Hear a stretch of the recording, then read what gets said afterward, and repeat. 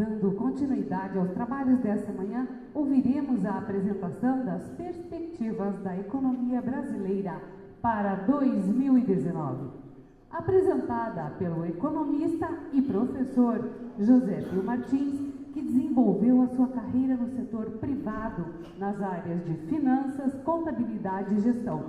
Foi secretário de Planejamento Municipal, diretor-geral da Secretaria da Fazenda do Paraná, diretor de banco e consultor de empresas. Atualmente é reitor da Universidade Positivo. Comentarista da rádio CBN Curitiba, escreve artigos e faz parte da equipe de editorialista do jornal Gazeta do Povo. É autor do livro Educação Financeira ao Alcance de Todos, da editora Fundamento. Senhoras e senhores, professor José Pio Martins.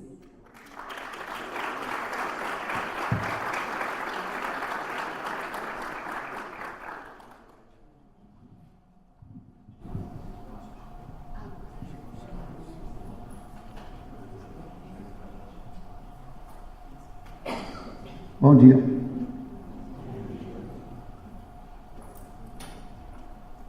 Prometo não abusar do economês aqui. Quero agradecer o Paulo Maranhão, o João Norberto, por terem me convidado para falar para vocês. Toda palestra é sempre um recorte muito curto a respeito de qualquer tema e aqui não será diferente. A minha proposta aqui é que tudo que eu falar seja compreendido por vocês. Eu não tenho nenhuma preocupação com excesso de profundidade, mas a prioridade aqui é a clareza. Mais a clareza do que a profundidade. Então, vamos lá. Há tantas coisas a dizer, porque a mudança de 2018 para 2019 tem uma questão especial. É uma mudança de governo nos estados e na União, mas é essencialmente uma mudança de linha de pensamento, de corrente de pensamento. Então, há muitas dúvidas, muitas expectativas, boas e más. Vamos falar um pouco disso. Normalmente, quando eu falo para administradores, eu dou um foco um pouco administrativo na conversa. Mas eu larguei algumas telas aí que são muito focadas em administração, porque de certa forma todos nós somos gestores de alguma coisa. Mesmo nessa área dos senhores, existe um trabalho ali que é de gestão. Uma pergunta que se pode fazer é que quais as principais missões de um gestor? Há várias, mas eu destaco essas três aí. A primeira missão de um gestor é gerenciar o dia a dia. E em toda atividade, o dia a dia é que mais nos tritura, em termos de agenda, de energia, de decisões. A segunda missão é preparar a organização para o futuro. E fazer as duas coisas simultaneamente não é muito fácil. Enquanto se administra o dia a dia, a organização tem que ser preparada para o futuro e volta e meia há incompatibilidades entre as duas coisas. E uma terceira missão simultânea é fazer as duas anteriores, dando retorno ao acionista, ao dono do negócio, seja ele quem for. Quando se fala em gestão, a palavra mais mágica é planejamento. Planejamento é dessas palavras que tem pilhas de definições, e eu quero deixar uma aqui só para pensar. O que é planejamento, afinal de contas? Eu gosto muito dessa aí pela simplicidade. Planejar é a arte e a técnica de estabelecer objetivos, fixar metas, listar as ações e identificar os meios. Muitas pessoas, sobretudo alunos, jovens, perguntam, mas que diferença há entre meta e objetivo? Os economistas costumam dizer que objetivo é um alvo geral. Meta é um objetivo devidamente quantificado e mensurável. Então, as metas são os objetivos de maneira mensurada e quantificada para entendermos. Essas quatro palavrinhas são mágicas na arte de planejar. Estabelecer objetivos, fixar metas, listar as ações, identificar meios. O que são os meios? Em todas as atividades humanas, na família, nas empresas, no governo, há quatro meios inescapáveis, que são os recursos materiais, os recursos humanos, os recursos tecnológicos e os recursos financeiros. Na atividade dos senhores também. Tudo isso faz parte. Muitas vezes alguém pergunta, eu tenho um negócio pequeno num dado setor, por que é que eu tenho que entender a economia nacional? Ou pelo menos, por que é importante entender a economia nacional? Essa é uma pergunta que eu deixo porque Conversa de economista geralmente é um pouco chata, sobretudo quando é macroeconomia, economia nacional, e muitas pessoas dizem, mas por que eu tenho que entender disso? Eu costumo responder dizendo, ninguém precisa ser um especialista em economia, mas o mínimo é necessário entender. Respondendo essa questão de maneira um pouco genérica, eu diria, a primeira razão pela qual é necessário entender a economia é porque se você olhar uma organização empresarial, pública ou privada, da porta da fábrica para dentro, da portaria para dentro, só há custos. Se você circular dentro de qualquer organização empresarial, da porta para dentro você só verá custos, inclusive no cartório, só há custos. Custo dos meios, dos recursos materiais, dos recursos humanos, dos recursos financeiros. O recurso financeiro também tem custo, e dos recursos tecnológicos. As receitas estão sempre do lado externo.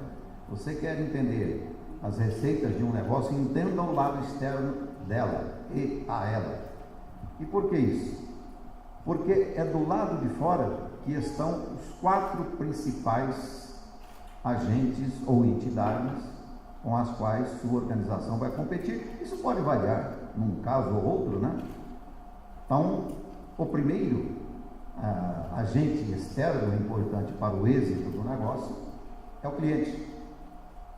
E isso vale para todos, inclusive para os monopólios. O segundo é o fornecedor.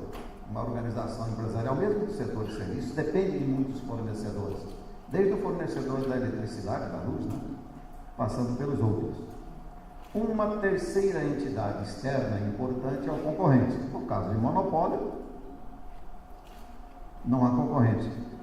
Mas vocês sabem que, não é o caso aqui, quando se estuda economia mais profundamente, até uma empresa monopolista tem concorrente. Por exemplo, a Petrobras tem concorrente? Alguém diria não, é um monopólio, é a única autorizada a prospectar petróleo. Lá na ponta tem alguma concorrência, mas aí já não é mais na extração, na prospecção. Eu digo, mas quando aumenta o preço do arroz e do feijão, aumenta o preço do aluguel, entra desemprego, cai os salários, cai o consumo de gasolina. No limite, o produto da Petrobras concorre com a renda do indivíduo.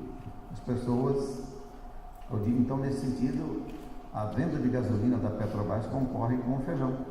Encareceu o feijão, as pessoas comem mais feijão e deixam de consumir gasolina. E a quinta entidade que todos precisam conhecer é o governo. O governo é aquele sócio compulsório do qual você não pode se livrar, não está em seu poder escolhê-lo ou não. Não é um parceiro como um casamento que você escolhe e divorcia. Eu costumo dizer, sobretudo quando falo para empresários, eu digo, olha, aliás eu fiz uma palestra recentemente para os alunos que estão se formando em medicina, eu disse a eles o seguinte, qualquer que seja a sua atividade, já que sua profissão é médica, você pode ter um consultório, ser diretor do hospital, dono do hospital, funcionário do SUS, professor de um curso de medicina, qualquer que seja sua atividade depois de virar médico, você terá 5 sócios: a prefeitura, o Estado, a União por meio da Receita Federal, a União por meio do Ministério do Trabalho, a União por meio do INSS. Esses 5 sócios não querem saber o que você fará de sua vida, irão bater a sua porta todos os meses e pedir o quinhão deles. E esse quinhão não é uma opção sua, e se você tiver prejuízo, você terá que dar o quinhão desse sócio. Logo, já que você dele não se livrará nunca, o governo, por meio desses 5 subsócios, é melhor conhecê-lo. É o melhor que você tem a fazer, né? Então, tudo isso para dizer para alunos de medicina que tratem de conhecer finanças, tributação, contratos, legislação trabalhista, legislação previdenciária, para não ser pego. Eu digo, você tem que estudar o inferno, não é para se tornar um demônio, é para se defender do diabo, né? Então, pois bem, eu vou listar aqui, eu tenho que controlar o meu tempo, eu vou listar aqui muito rapidamente, sem nenhum aprofundamento, porque não dá, alguns fatos, 5 ou 6 fatos sobre a economia brasileira. E vou falar um pouquinho deles. O primeiro é esse aí. O produto brasileiro é muito pequeno. Mas o que é produto brasileiro? Vocês ouvem nos rádios aí falarem muito em produto interno bruto. Isso é um conceito econômico. Produto interno porque é tudo que é produzido nas fronteiras geográficas do Brasil. Então é interno no sentido geográfico. É produto bruto porque o país trabalha de janeiro a dezembro, produz bens e serviços, entrega para a sociedade, mas toda a estrutura de capital se desgasta durante o ano. Uma estrada se desgasta, um trator se desgasta. Então existe um desgaste da estrutura de bens de capital que não é considerada. É como se você visse a pizza que sai de uma cozinha, mas não visse o desgaste do fogão, mas 5 anos depois o fogão tem que ser substituído. Então o produto interno bruto é aquele que identifica tudo que é produzido na nação em matéria de bens e serviços finais, sem considerar o desgaste do capital. É apenas um conceito. Vamos falar de produto do país. Como é impossível somar uma folha de alface com uma cenoura, mais litros de leite, mais uma aula, mais uma cirurgia, então o produto de um país, que é um conjunto de bens e serviços, é mensurado por uma metodologia internacional, dando uma medida única para todos os quase 1 milhão de itens de bens e serviços, que é uma expressão monetária. Fato número 1, o produto brasileiro é muito pequeno para o tamanho da população. Eu não vou abusar de números, mas vou deixar umas 2, 3 telas ainda com números. Para provarmos esta afirmação, este fato número 1, temos que fazer algumas comparações, e eu pego os Estados Unidos por uma razão simples, um país grande, continental, população elevada, algumas características muito parecidas com o Brasil. Poderia pegar outro, a Itália, a Alemanha, a Inglaterra, mas prefiro pegar os Estados Unidos. Em 2017, fechamento das contas nacionais dos países, aí temos essas informações vindas do Banco Mundial. Naquele momento, fim de 2017, população dos Estados Unidos, está lá, 325.700.000 habitantes, população do Brasil, 207.700.000 habitantes. Pela mesma metodologia científica, tudo que o povo norte-americano produziu no ano passado, 19.390 bilhões de dólares. Se fosse possível imaginar uma montanha de bens e serviços, a expressão monetária daquela montanha a preços correntes do ano passado, 19.390 bilhões de dólares. Quando dividimos toda a produção de um país por toda a sua população, temos o produto por habitante, ou produto per capita, ou renda per capita, tudo isso que lemos nos jornais, e que são os mesmos conceitos, são conceitos idênticos. Deixe-me reformular, o valor final é idêntico, ainda que o conceito possa ser um pouco diferente. O Brasil terminou o ano passado com 207.700.000 habitantes, um produto interno bruto de 2 trilhões e 60 bilhões, está aí na tela. E quando dividimos a produção brasileira do ano passado pela população, dá isso aí de produto por habitante, 9.918, arredondando a conta, quase 10 mil dólares por ano. Tudo que o povo brasileiro produziu, dividido pela população, dá 10 mil dólares de renda por habitante por ano, de produto por habitante. Lá nos Estados Unidos, 59.500. Aí você olha isso e diz, espera lá, por que razão nos Estados Unidos a produção nacional dividida pela população dá o equivalente a 59 mil dólares e no Brasil o equivalente a 10 mil dólares? Por que tanta diferença? É uma diferença mastodôntica, gigantesca, que mostra a diferença de padrão de vida lá e cá. Vamos falar uma coisinha a respeito disso. Existe um fato número 2, que é a produtividade brasileira é medíocre. Mas o que é produtividade? Vou dar um conceito para vocês aqui que interessa. Em 2014, a revista The Economist, famosa, prestigiada, uma das melhores do mundo em matéria de análise econômica, fez uma reportagem muito grande sobre o Brasil e lá pelas tantas colocou essa frase aí: os brasileiros são gloriosamente improdutivos. E em vez de nós, brasileiros, pegarmos a reportagem, uma amontoada de páginas, e olhar os detalhes para entender o porquê da afirmação da revista, ficamos com essa coisa latina nos sentimos ofendidos, melindrados, e políticos, jornalistas, um bando de gente falou dessa frase e quase ninguém falou do conteúdo da reportagem.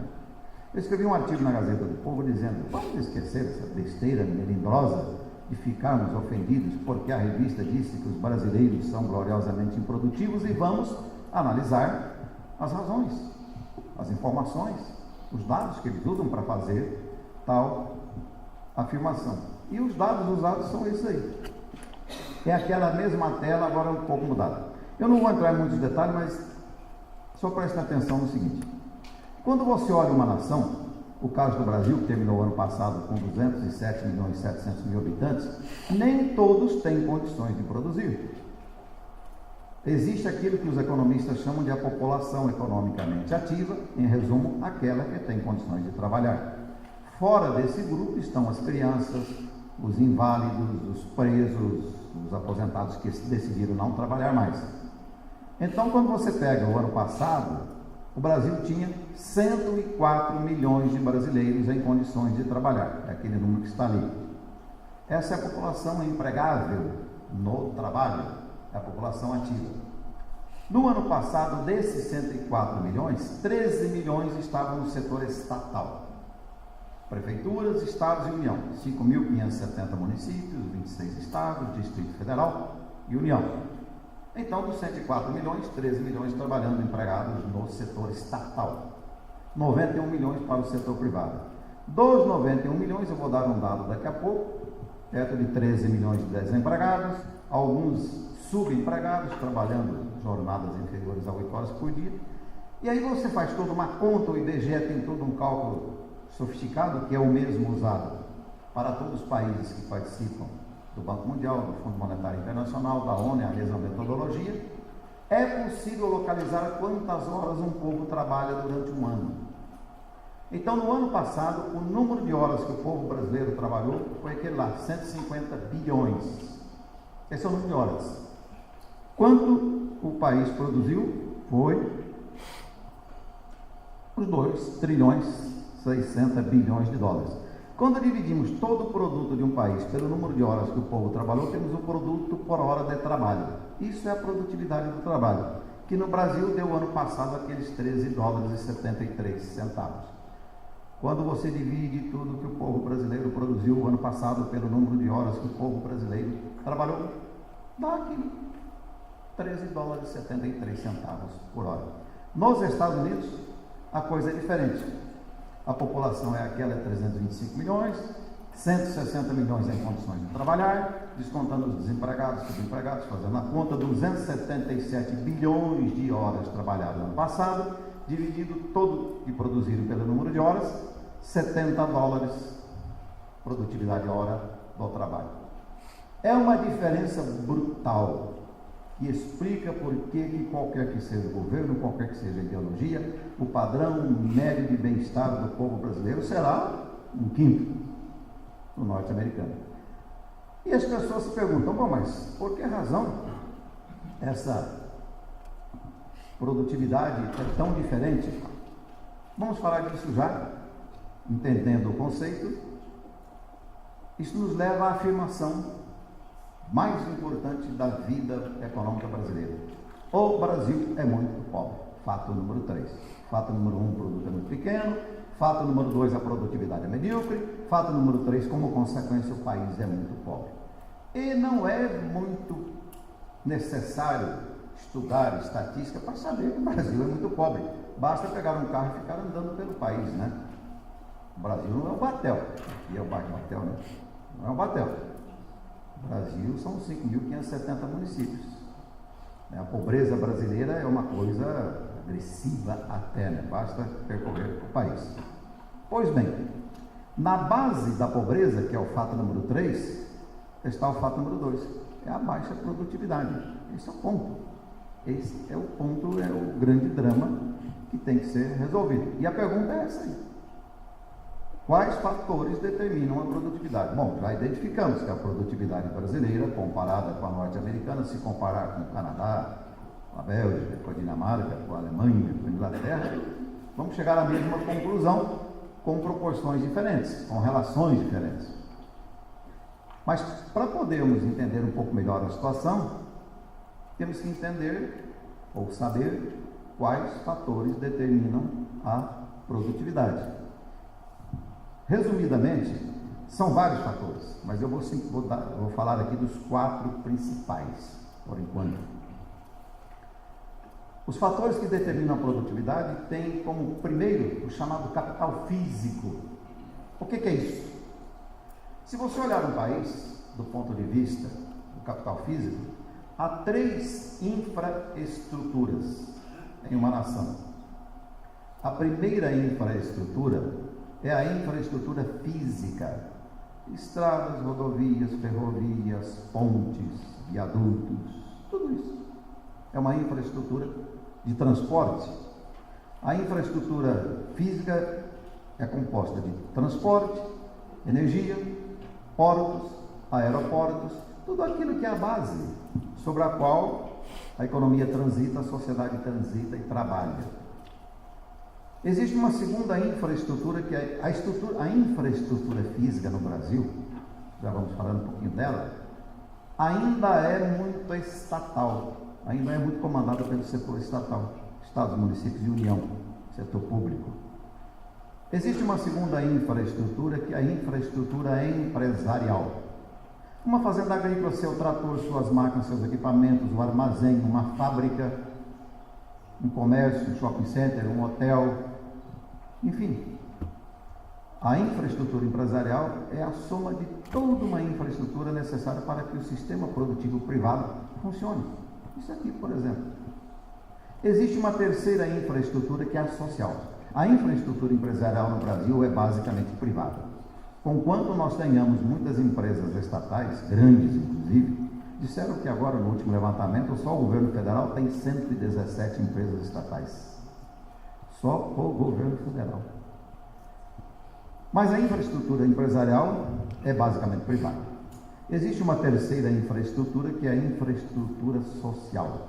Escolas, hospitais, creches, instituições de assistência, prisões. As prisões estão no conjunto da infraestrutura social. Um dia me perguntaram, um aluno perguntou, mas por que prisão é considerada uma infraestrutura social? Eu falei, se você ouvir o ministro Marco Aurélio do STF falar, ele não chama preso de preso, ele chama de reeducando. Então, supostamente, é uma escola. O Marco Aurélio diz assim, né? Ele diz o reeducando, ele não pronuncia a palavra preso. Preso é uma linguagem popular. Pois bem, a soma da infraestrutura física mais a infraestrutura social mais a infraestrutura empresarial, as três juntas, dão o que nós chamamos de capital físico de um país. E o capital físico de um país pode ser olhado sobre 3 aspectos. Primeiro, o tamanho, quantidade de capital físico. Segundo, a idade dos bens de capital. Você pode olhar um caminhão com 1 ano ou um caminhão com 15 anos de idade. Terceiro, o grau de modernidade tecnológica do capital físico.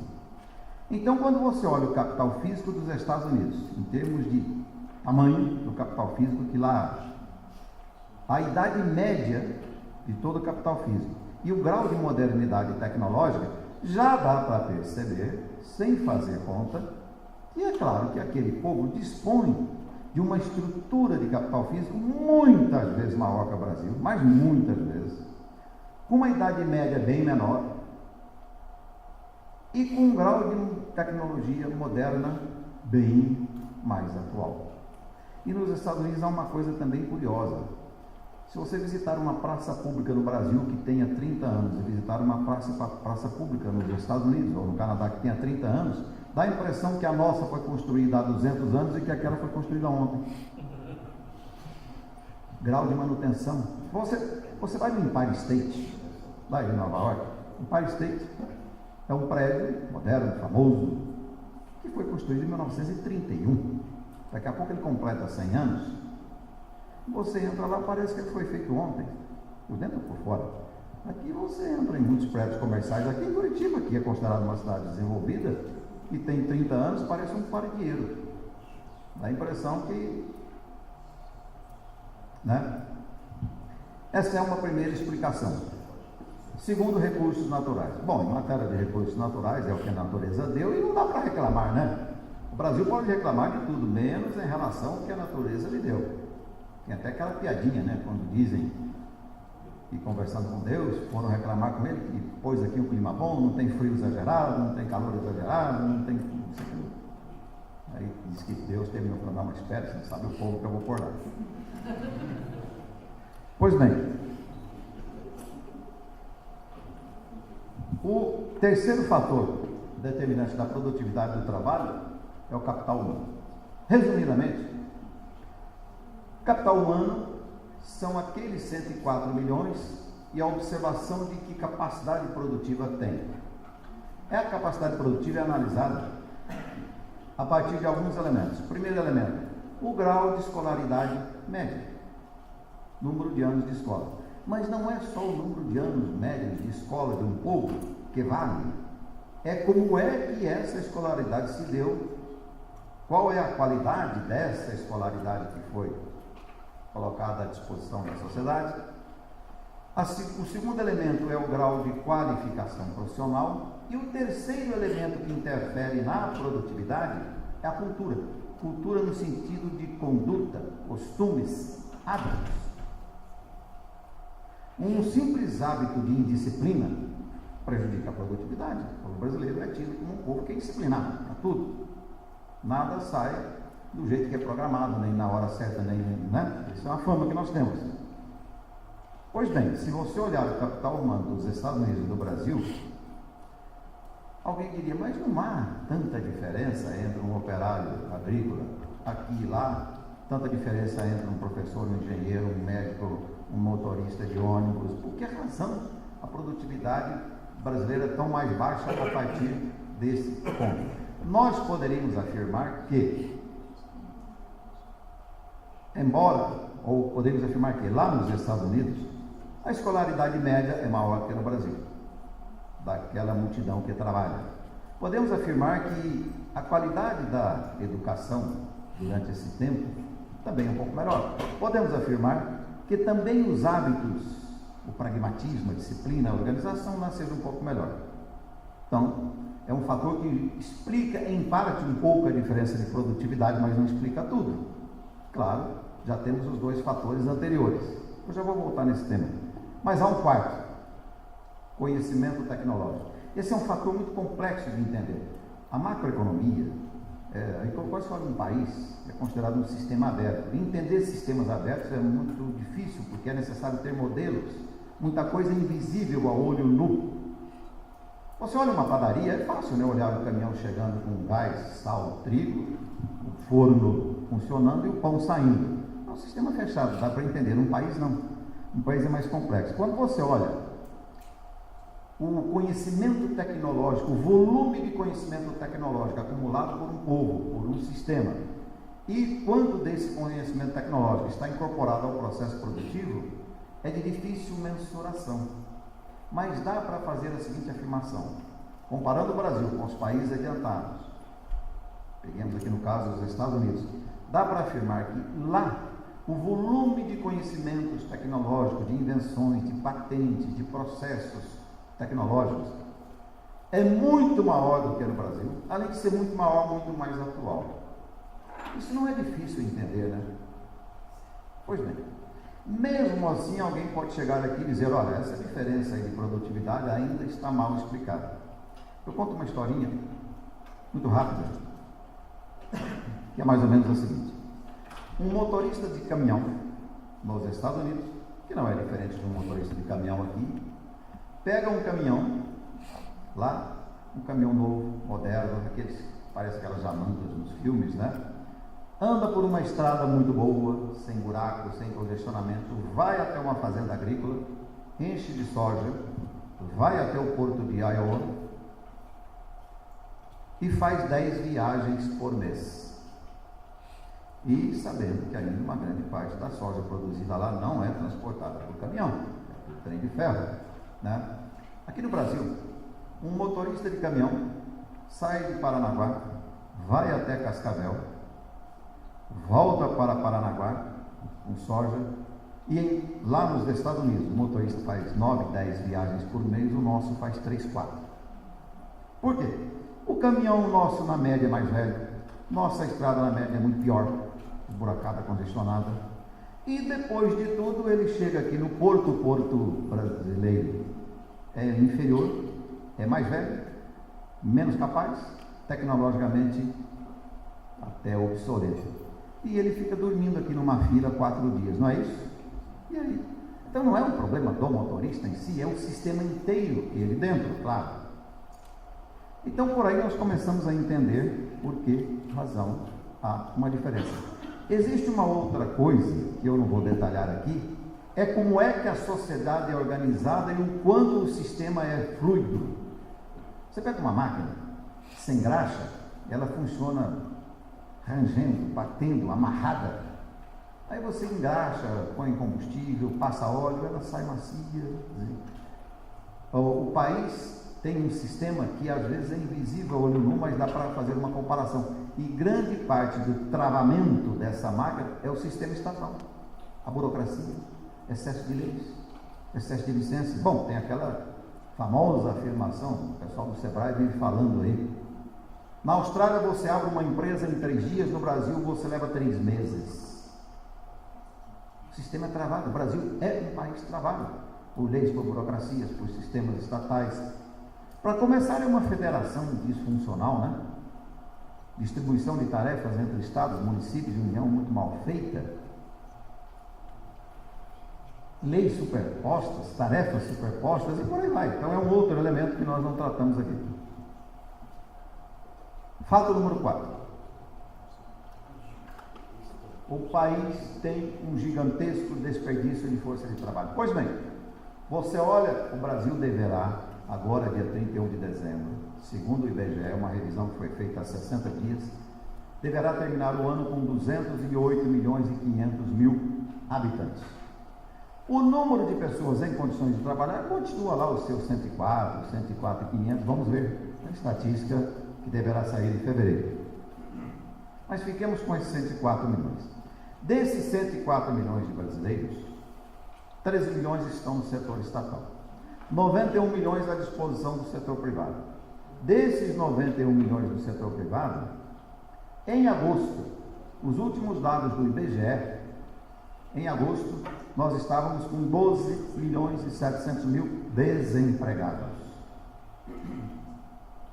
Existe uma outra categoria que são subempregados ou subocupados, que são aqueles que estão trabalhando formalmente, mas não trabalham 40 horas por semana, trabalham ou 20 ou menos até. São os subocupados, jornadas parciais. Existe um outro grupo que o IBGE calcula, que ele deu o nome de desalentados, que são aqueles que desistiram, estavam trabalhando, perderam o emprego, desistiram de procurar. Muito tempo desempregados, pararam de procurar. Esse contingente o IBGE chama de desalentados e está fora daqueles 12 milhões e 700. Quando você soma 12 milhões e 700 de desempregados, mais 4 milhões e 800 de subempregados e 5 milhões que desistiram, 22 milhões e 500 mil brasileiros que ou estão desempregados totalmente ou subocupados. Para um país que precisa desesperadamente aumentar toda a produção nacional para aumentar o produto por habitante, quando eu falo produto por habitante é tudo, isso vai desde uma cenoura a um foguete nuclear, passando por educação, saúde, assistência, turismo, lazer, por aí vai. Padrão de vida. Então, isto é um gigantesco desperdício de força de trabalho. Lamentável. E que não é simples de resolver, porque macroeconomia é uma gestão muito difícil, não é como uma empresa, né? Específica, isolada. Mas, enfim, é um fato, número 4. E aí vem o ponto-chave. Eu já escrevi vários artigos na Gazeta, dizendo o seguinte: o Brasil tem uma meta acima de todas. Se o governante, e quando eu digo governante, isso vale para prefeitos, para governadores, que estão agora mudando, né? E para a presidência da República. A meta essencial é: o produto brasileiro tem que crescer. E tem que crescer mais do que o crescimento da população, porque a população brasileira, 208 milhões, segue crescendo. Segundo o IBGE, a população brasileira crescerá até o ano de 2047. Depois de 2047 ela começa a diminuir e daqui a pouquinho eu vou mostrar uma tela dizendo por quê. Essa é a meta maior, essa é a prioridade maior. Os economistas costumam dizer o seguinte: quando cresce a produção do país, tudo o resto cresce junto. Cresce a arrecadação tributária, diminui o déficit do governo, o governo passa a ter mais dinheiro para aplicar em saúde e educação, com mais pessoas empregadas, aumenta a arrecadação do próprio da Previdência Social, do INSS. Muitas pessoas que estavam penduradas no governo deixam de ficar penduradas, enfim, essa é a meta maior. E aí vem o desafio, né? Alguém pergunta, por que é que a produção brasileira não cresce? Bom, primeiro é o seguinte, não vou entrar muito nesses detalhes, porque não dá tempo, mas o Brasil vinha, população crescendo. Hoje a população brasileira deve aumentar 1.300.000, 1.400.000 habitantes por ano. Quando você olha um país, ele tem uma capacidade produtiva no ano. Para que no ano seguinte o país possa produzir 5% a mais, e a população cresce 1%, parte de tudo que nós brasileiros fabricamos durante um ano tem que ser bens de capital físico.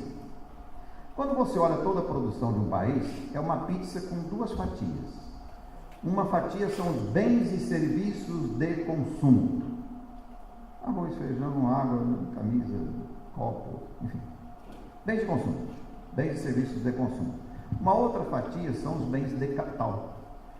Quando você pega a produção de um país de um ano, os bens e serviços de consumo, nós, a população brasileira, consumimos no próprio ano. É o que dá o padrão de vida do ano. Mas muita coisa que nós produzimos fica para os anos seguintes. Um porto novo, um viaduto novo, uma ponte nova, uma estrada nova, um avião novo, uma fábrica nova, um barracão industrial novo, e por aí vai, né? Um hospital, uma escola, uma prisão, capital físico. O ideal de um país para crescer todo ano, 5%, o Brasil precisaria crescer 5% todo ano, para daqui a 25 anos a renda por habitante pudesse ser o dobro. E aí uma possibilidade de um padrão de vida médio muito melhor. Então, essa seria a distribuição ideal. 1/4 de tudo que o povo brasileiro produz durante um ano deveria ser de bens de capital físico. Infelizmente, no ano passado, 2017, dados do IBGE, de tudo que o povo brasileiro produziu, nós consumimos, o povo brasileiro, né, 84,4%, e tudo que compôs os bens capitais foi só 15,6%. É por isso que falta estrada, falta ferrovia, falta rodovia, falta armazém, falta porto, falta aeroporto. Você olha o porto de Paranaguá, para tentar entender por um exemplo, esse problema do capital físico. Se a economia paranaense seguir crescendo, nós vamos ter um problema no porto. Primeiro, ele é pequeno, ele deveria ser maior. Segundo, a idade média dos equipamentos é muito grande, são muito velhos. Terceiro, tecnologicamente superado. Teria que trocar um mundaréu de coisa no porto para ele ficar moderno, rápido, eficiente. E aquele motorista brasileiro que só faz 4 viagens de Cascavel ao porto por mês, poderia fazer 9, não perdesse mais tempo ali, né, dormindo. Né? Ou uma época que a fila vinha até aqui, né? Um negócio maluco. Pois bem, aí nós começamos a entender o problema e os subproblemas. Aí eu deixei essa tela, né? Se fosse um negócio mais longo, se eu estivesse dando um curso, um grupo de alunos de economia, falando mais devagar, isso daria para brincar em cima desses números, né? Tudo que o povo brasileiro produziu no ano passado, somado, deu 6.560 bilhões, agora de reais, não confundam, por favor. Eu falei agora há pouco que o Banco Mundial disse que o ano passado o Brasil produziu 2.060 bilhões de dólares. Essa mesma produção nacional medida em reais deu isso aí, 6.560 bilhões. O ideal é que desse total, a parte de bens de capital fosse 25%, 1.640.000, mas foi só 1.023.000, só 15,6%. A insuficiência de investimento, para os economistas, investimento significa uma única coisa: aumento do estoque de capital físico. Se o Paulo Maranhão disser, ganhei na loteria hoje, vou fazer um investimento em títulos do Banco Itaú. Isso é investimento numa linguagem pessoal. Se ele ganhar na Mega Sena e botar no Itaú, o Itaú vai ter que prestar para um agricultor, para um industrial, ou para o governo, né, fazer uma ponte. Então, o investimento é apenas aumento do capital físico. E aí nós temos o fato número 5 que enterra o crescimento do Brasil, que é a taxa de investimento do país é medíocre.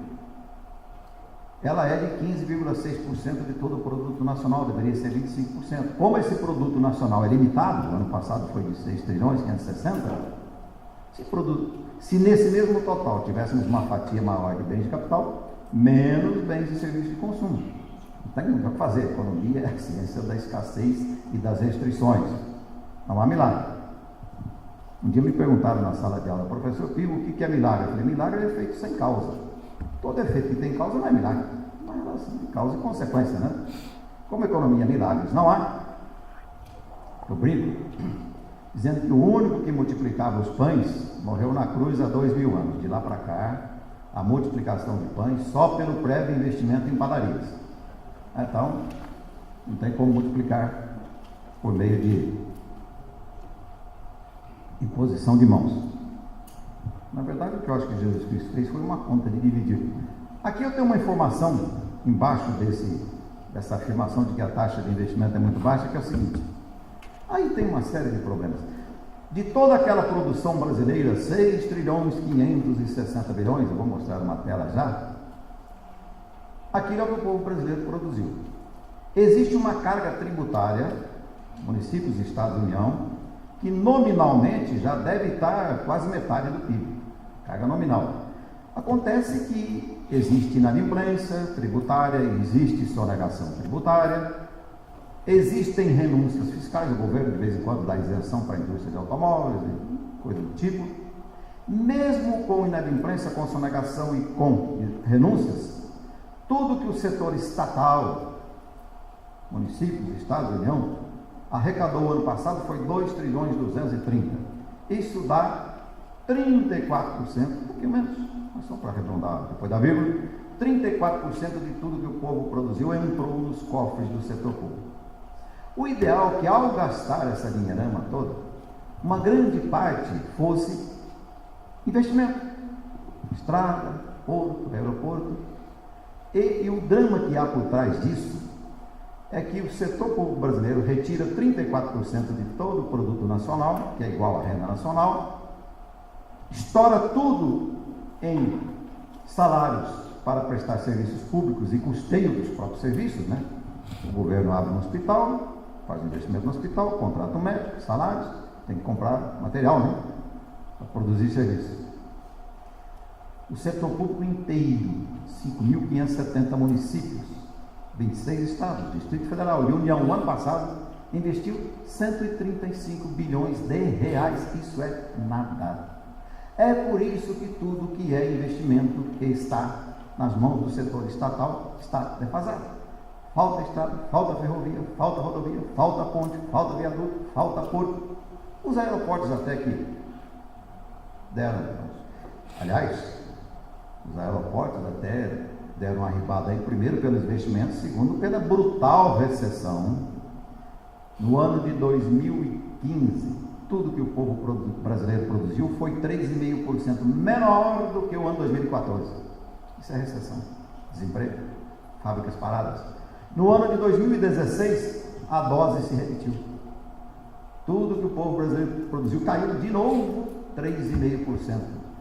Então, nós perdemos 7% de produção em 2 anos e a população aumentou 3 milhões de habitantes.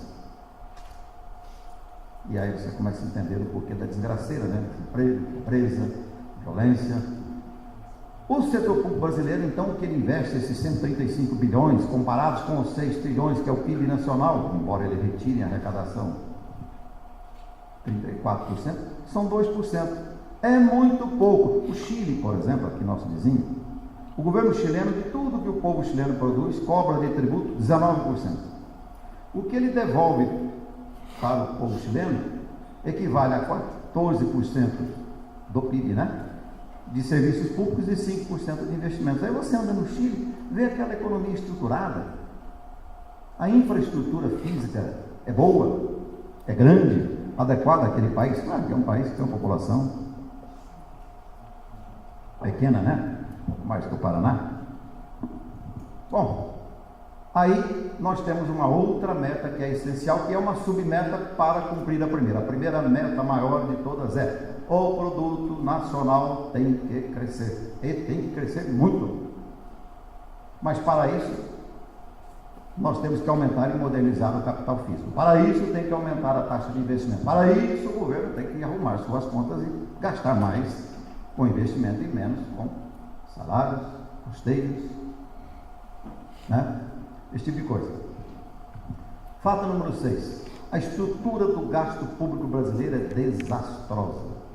Embora o setor público estatal tenha investido 2% do PIB, 135 milhões, o que é pior, esse dinheiro não foi investido com a arrecadação que ele tirou, não. Foi com dívida. Porque o setor público no Brasil está vivendo déficits nas contas crônicos ano a ano, e isso tem que parar. A estrutura do gasto público brasileiro hoje é déficit todo ano e mais dívida pública, mais dívida pública. O governo, quando gasta mais do que arrecada, só tem duas saídas: ou aumenta impostos, ou vai aos bancos e dizem para os bancos: cadê o dinheirão que o povaréu pôs aí? Pessoas físicas e jurídicas, e toma emprestado. E o pessoal fica bravo: não, porque o governo paga juros para os banqueiros. Não paga para o banqueiro, paga para mim, para você, para qualquer um que tem um dinheiro aplicado em um banco. Aí nós então entramos num problema. Deixa eu olhar meu tempo.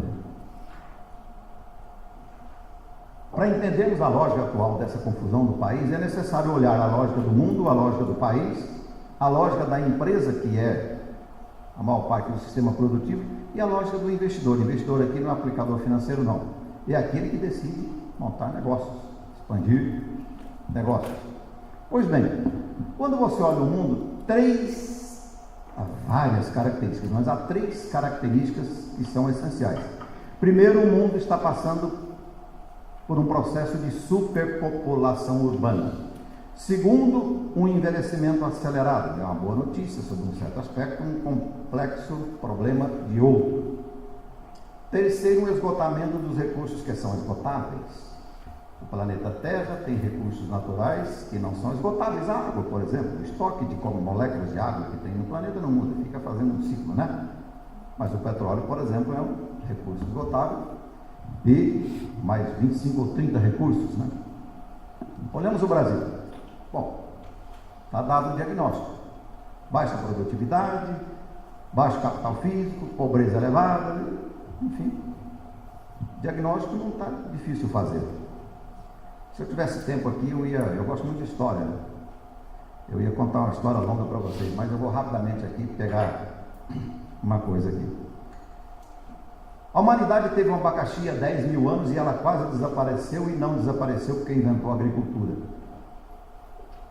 Descobriu que, lançando uma semente à terra, ela reproduzia. Há 10 mil anos. Tinha 20 milhões de habitantes no planeta. Há 5.500 anos a humanidade se deparou com outro abacaxi, porque ela começou a produzir na agricultura, mas uns produziam cevada, outros produziam trigo, e era preciso trocar, né? Intercâmbio de mercadorias. E não havia meios de transporte. Há 5.500 anos o ser humano só tinha 2 meios de transporte: os pés humanos. Tanto é que muitas pessoas eram animais de carga, né? Então o ser humano, para transportar seu próprio corpo ou transportar um saco de arroz, tinha que usar o pé humano, ou então um tronco de árvore que jogava num rio e descia, não subia. Era só isso. E a humanidade, com o crescimento, teve um problema danado, só que ela descobriu uma coisa que foi uma revolução para a época, e hoje é uma banalidade, que foi a domesticação do cavalo. Um dos eventos mais auspiciosos e importantes na história da humanidade foi a domesticação do cavalo. Se tornou um grande bem de transporte, bem de capital de transporte, de pessoas e de cargas. E assim vai, a humanidade foi, chegamos até Jesus Cristo, há 2018 anos, e quando Jesus pisou aqui, a humanidade tinha 200 milhões de habitantes, que é a população do Brasil hoje. Dada a evolução lenta da ciência, da tecnologia, do conhecimento, a humanidade demorou para fazer novas revoluções tecnológicas. E aí, há coisa de 200 e poucos anos, a humanidade fez a primeira revolução tecnológica moderna cuja marca principal foi a invenção da máquina a vapor. A máquina a vapor permitiu o aparecimento do trem de ferro, da estrada de ferro, do navio a vapor, foi para o setor industrial e a humanidade percebeu que dava para produzir muito mais por hora de trabalho e melhorar o padrão de vida. No momento em que a humanidade fez essa revolução tecnológica moderna, eu vou mostrar uma tela aqui para vocês. A humanidade atingiu 1 bilhão de habitantes, 1830. 1830 a humanidade atingiu 1 bilhão de habitantes. Veja que coisa, ela levou desde Jesus Cristo até 1830 para sair de 200 milhões para 1 bilhão de habitantes. 100 anos depois, 1930, agora um pouco, 1930, a humanidade atingiu 2 bilhões de habitantes. E como é que conseguiu? Conseguiu porque entre 1870 e 1900, a humanidade fez a segunda revolução tecnológica moderna e a mais importante em termos de impacto sobre a produção. E essa revolução tecnológica, a segunda, moderna, entre 1870 e 1900, tem 3 marcas fundamentais, além de outras, claro. Primeiro, uma coisa banal hoje, mas revolucionária na época, que foi a invenção da água encanada tratada. Essa simples invenção reduziu a mortalidade infantil muito. A segunda marca foi a invenção do motor a combustão interna, esse que está nos automóveis, nos ônibus, nos tratores, e com ele toda a indústria do petróleo. Isso tem 150 anos. E a terceira marca foi a maior de todas as invenções como impacto na produtividade, a eletricidade. E aí, a humanidade começou a voar. 1930, portanto, chega no segundo bilhão. 30 anos depois, 1960, a humanidade chega a 3 bilhões. E nesse momento, 1960, começa a terceira revolução tecnológica moderna. Invenção do computador, das máquinas inteligentes, mais um pouco a internet, mais um pouco a telefonia celular. E entre 1960 e 2010, a humanidade explodiu em matéria tecnológica e aquela população que era 2 bilhões em 1900, que era 1 bilhão em 1930, 2 bilhões em 1960, 1975 chegou a 4, virou 2000 em 6 bilhões e 300 e hoje a humanidade tem 7 bilhões e 400 milhões de habitantes e daqui a 30 anos 9 bilhões e meio, mais ou menos, 9 bilhões e 400. Pois bem, o que eu quero? Essa é a tabela, a telinha. Vou deixar o material, porque eu não sei como é que vocês vão fazer depois. Pode distribuir esse material para quem se interessar. Dizem que o conhecimento é a única mercadoria que mesmo depois de vendê-la, você continua com ela. Então, se a partitura pode levar. A interpretação é outra coisa, né? Essa é a progressão da humanidade e com ela os desafios. Aí nós temos a quarta revolução tecnológica, que é tida como entre 2015 e 2040. Quais as características dessa revolução? Aqui tem uma coisa muito interessante, é um tema que eu adoro, mas aqui eu não tenho muito tempo para ficar falando dele, que é mais ou menos o seguinte. Nós temos ali no Brasil aquele fato número 4, gigantesco desperdício de força de trabalho. Esta revolução tecnológica de 2015 e 2040 tem alguns pontos.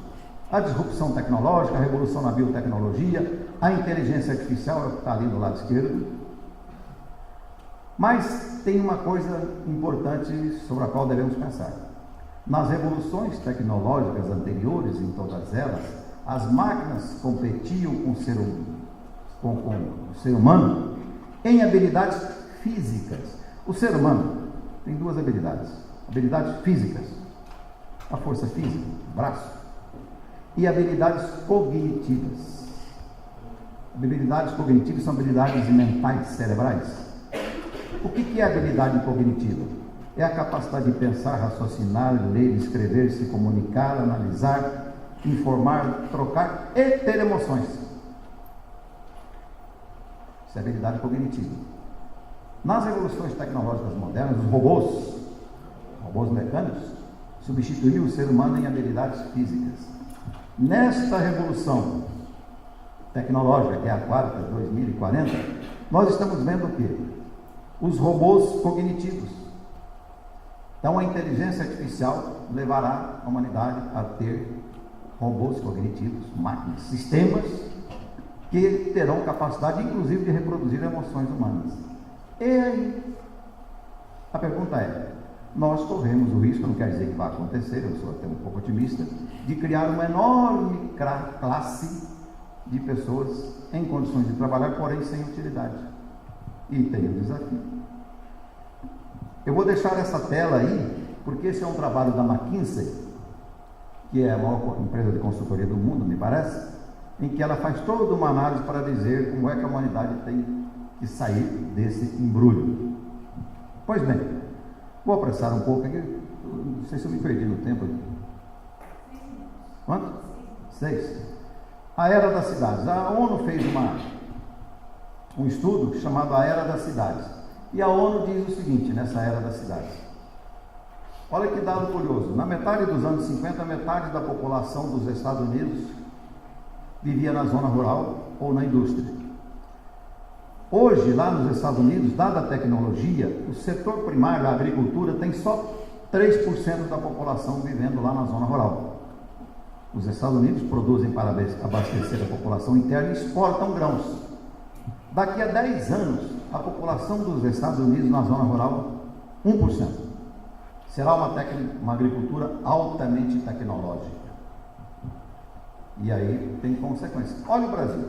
1970, tinha uma musiquinha lá de carnaval, 90 milhões em ação. O Brasil tinha sido campeão lá no México, né, de futebol. O Brasil terminou o ano com 94 milhões naquele ano, 1970, 46%, quase metade vivendo na zona rural. Para 2 brasileiros poderem ter o café da manhã, o almoço e o jantar, um tinha que estar produzindo alimento para ele e para mais um. Isso é um estado de pobreza monumental. Mesmo sendo um país atrasado, o IBGE informa que hoje a população brasileira vivendo na zona rural é só 12,5% daqueles 200 e poucos milhões de habitantes. 87,5% já estão vivendo nas cidades em atividades urbanas.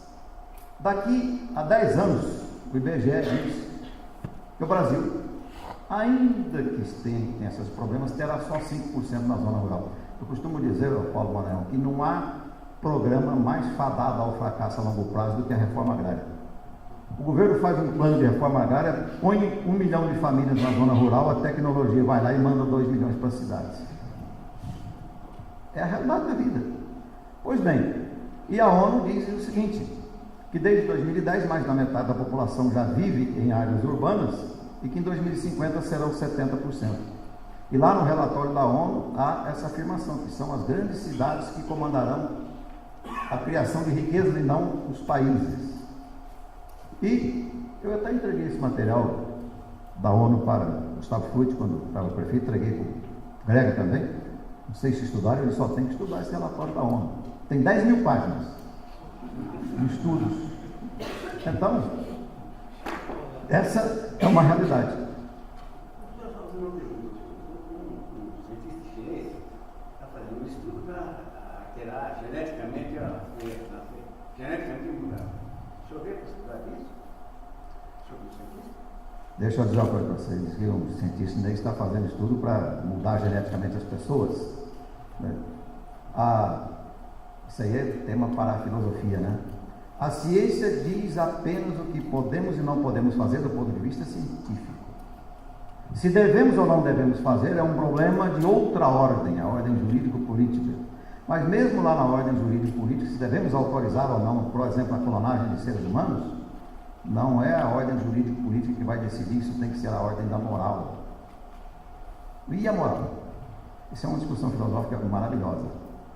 Eu acredito, então, para responder a sua pergunta, claro que a ciência terá muitos instrumentos científicos e vai dizer, dá para fazer cientificamente porque já fizemos.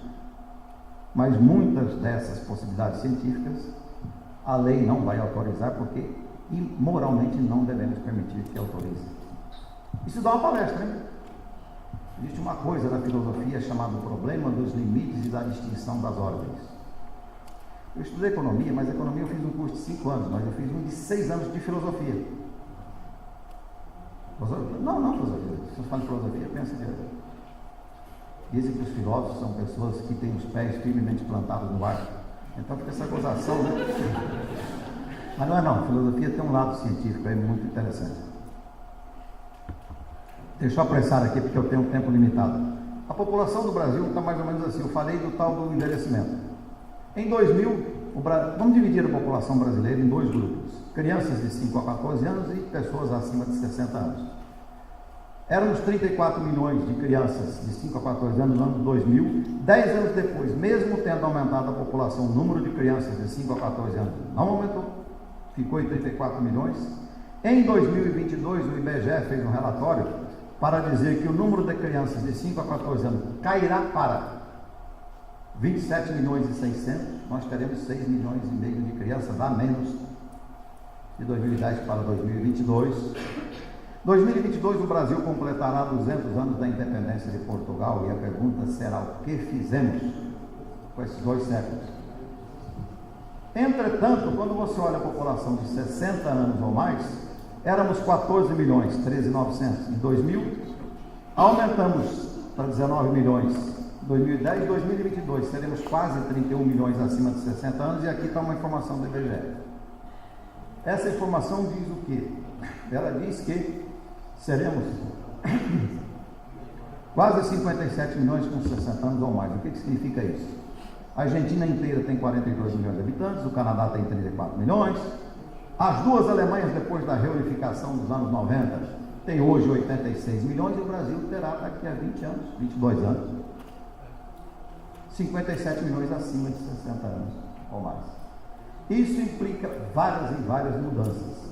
Essa é uma tela que dá a expectativa média de vida de um brasileiro. 1900 era 33 anos, 2010 73, 2018 75, as mulheres sempre vivendo em torno de 8 anos mais do que os homens na média.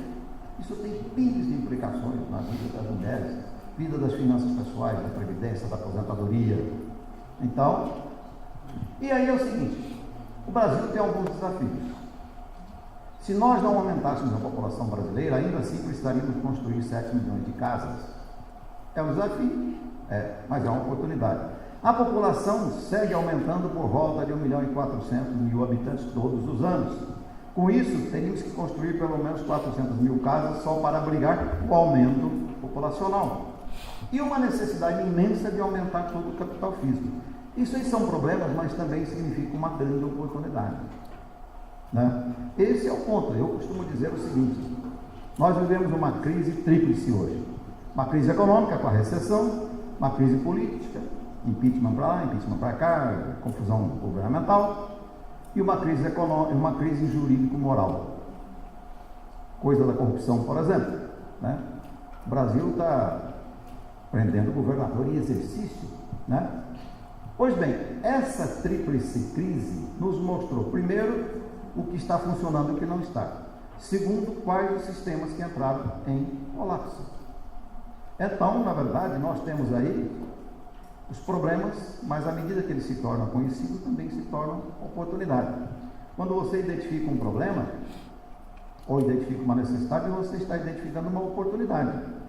Um dia em sala de aula, um aluno me perguntou: professor Pio, mas onde é que estão as oportunidades? Eu falei: olha, se você conhece os problemas, identifica as oportunidades, e você tem uma solução. Aliás, eu deixei essa definição lá. O que é um empreendedor? Para mim, essa é a melhor definição de empreendedor. Empreendedor é alguém que transforma uma ideia, um problema, uma necessidade em um negócio. Perguntaram para o Jorge Paulo Lema, um brasileiro mais rico aí, se ele era pessimista ou otimista quanto ao Brasil. Ele disse: olha, eu prefiro ser otimista porque eu não conheço pessimista bem sucedido. Então, é um pouco isso, né? Aqui tem uns números econômicos, eu não vou nem falar deles, só vai ficar na tela, vocês podem levar para casa isso aí para ver o que vão fazer. Mas a oportunidade está no próprio cenário da crise e no início da recuperação, que já começou, muito lentamente, mas já começou. Essa tela é só uma provocação. Um aluno me perguntou: quais são os consumidores, os grupos de consumidores que mais crescem em número de consumidores, não em renda. O primeiro número de consumidores que mais cresce é o número de consumidores idosos. O segundo número de consumidores obesos, o peso médio da humanidade está aumentando. Isso é da humanidade inteira. O terceiro grupo é o grupo de solitários, não no sentido romântico da palavra, pessoas que moram sozinhas. Isso muda tudo. Muda as embalagens, muda a indústria, né? Muda toda a construção civil. Depressivos, isso a ONU tem alertado que está aumentando muito no mundo. A depressão tem várias classificações, mas aquele nível em que a pessoa tenha que tomar medicamento, faltar ao trabalho, tem impacto na vida econômica, financeira e social. Independente de drogas lícitas e ilícitas. É um número que está aumentando lamentavelmente. Não está vinculado à lei solidária com a depressão? Tudo tem vinculação. Inclusive a dependência, né? Dependência causa depressão, causa... Essa foto aí da dependência não é quem você está pensando mais jovem, não, viu?